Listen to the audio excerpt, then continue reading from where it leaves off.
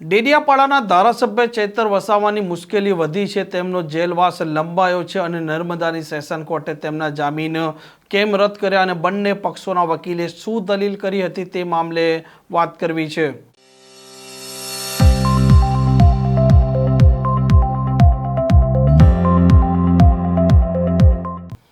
નમસ્કાર, આપ જોઈ રહ્યા છો હોટલાઇન ન્યૂઝ અને હું છું આપની સાથે તોફિક ગાંચી. ડેડિયાપાડાના ધારાસભ્ય ચૈતર વસાવા એક લાંબા સમયથી જેલમાં બંધ છે અને તેમના પર આરોપ લાગ્યો છે કે જે પ્રકારે ડેડિયાપાડાના તાલુકા પ્રમુખ છે એટીવીટીની મિટિંગમાં તેમના સાથે માર માર્યો હતો અને ત્યાર પછી આ ડેડિયાપાડાના પોલીસ સ્ટેશનમાં ગંભીર કલમો અંતર્ગત તેમના વિરુદ્ધમાં ગુનો દાખલ થયો હતો અને ત્યારથી આ ધારાસભ્ય જેલમાં બંધ છે. જોકે તેમણે ગુજરાત વિધાનસભાનું ચોમાસું સત્ર ચાલુ થતું હોવાથી કોર્ટમાં વચગાળાના શરતી જામીન માંગ્યા હતા અને કોર્ટે તેમના 3 દિવસના શરતી જામીન મંજૂર કર્યા હતા અને સત્રના અંતિમ દિવસે તેમને હાજર થવાનો પણ કોર્ટે હુકમ કર્યો હતો. અને ગઈકાલે સાંજે આ નર્મદાની સેશન કોર્ટે જે પ્રકારે આ બંને પક્ષોના દલીલો થઈ હતી, તેમના શરતી જામીનનો મામલો હતો અને કોર્ટે ચુકાદો સંભળાવ્યો કે આ ધારાસભ્ય ચૈતર વસાવાના રેગ્યુલર જામીન ના મંજૂર કરવામાં આવે છે.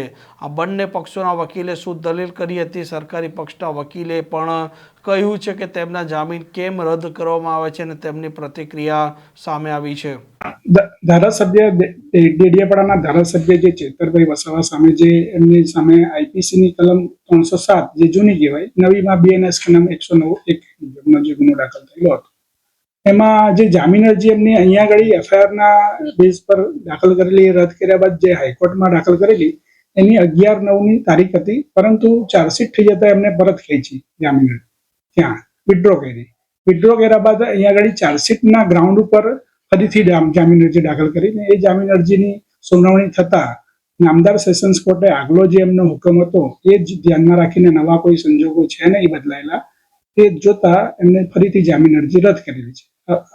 તો આગામી જે એમની 11 તારીખ હતી છે, તો હવે એ 11 તારીખ રહેશે કે નવી તારીખ હવે હાઈકોર્ટ આપશે?